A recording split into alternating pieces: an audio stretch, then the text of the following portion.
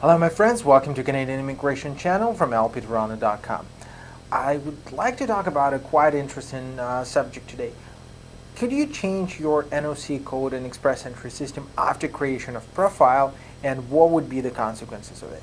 Well, for some of you it might be quite obvious, for others not, that in fact any change which you make in express entry profile after a submission, it's reflected in a log file and officers have access to it. So anything you do with your profile will be noticed by immigration officers. Not all of the changes would have consequences for you, not all of them would have negative consequences for you, but NOC code change is one of those which could be quite tricky. So let's look at the example. So say you put an NOC code of a financial officer, say generic or other financial officers, and after a couple of days you figure out that maybe you were wrong, and for the period of 10 years of your work experience, 2 years you were working as a financial analyst and you change your NOC code. Probably nobody would ask you any questions with that because, well, technically, I mean, it could be explained pretty easy. Could be like a slight negligence from your side. It's absolutely okay. Another story, say 4 or 5 months have passed and suddenly you are changing your NOC code. Getting things worse, you're changing your NOC code right after you went on a session of New Brunswick where they were looking for financial analysts. And now you get back home and you change your NOC code in your Express Entry profile. Another story, you change your code in Express Entry profile, say 5-6 times, and these changes are significant. So you were changing it from financial officer to an engineer to IT officer to marketing officer, right? So pretty much adjusting it to whichever province you're applying for. So all of these changes would be seen. Officers would have them in a log file and they will probably have questions for you. Sometimes they will not even ask you anything. Sometimes they will just refuse your file saying like, you know what, we are aware of the fact that you were changing those.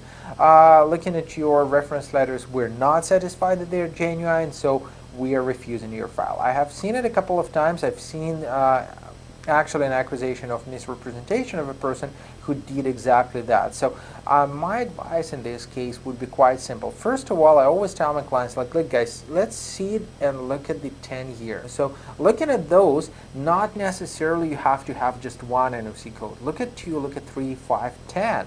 Right? It's absolutely fine saying like for this period of time I was an IT officer, at this period of time I was a software developer, at this period of time I actually switched to marketing. So all of them have different NOC codes. Besides, you're leaving yourself a room to apply for a provincial nomination because nobody knows if Saskatchewan would open tomorrow and it would have requirements for marketing officers, right? Or for marketing specialists, or it would be something else. If you have it in a period of 10 years, you will be able to use that experience to submit your profile to provincial authorities, and you will not have to make those changes in Express Entry system, which will be difficult to explain to officers, right?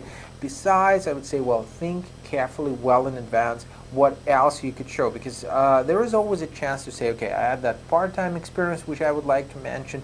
There is always a way to mention additional experience which you will be using in your provincial nomination. If you actually see well in advance that like my CRS score is not high enough, I will not probably be taken by federal officers directly, I will need provincial nomination, but I cannot predict right now which occupation will be in demand by provinces. So if you want to see how to prepare for this carefully, again, sit and plan ahead of time.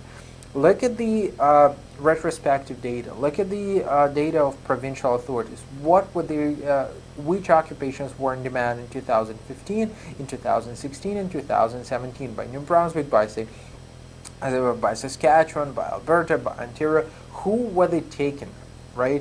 What was their primary focus? Chances are these occupations will be in demand again, and you will not have to make those changes in Express Entry profile, which will negatively impact your profile. If you're still lost, if you're not sure what to do, feel free to drop me a line and ask for a consultation. We will sit and discuss your profile together. Stay tuned with us, and of course subscribe for the channel.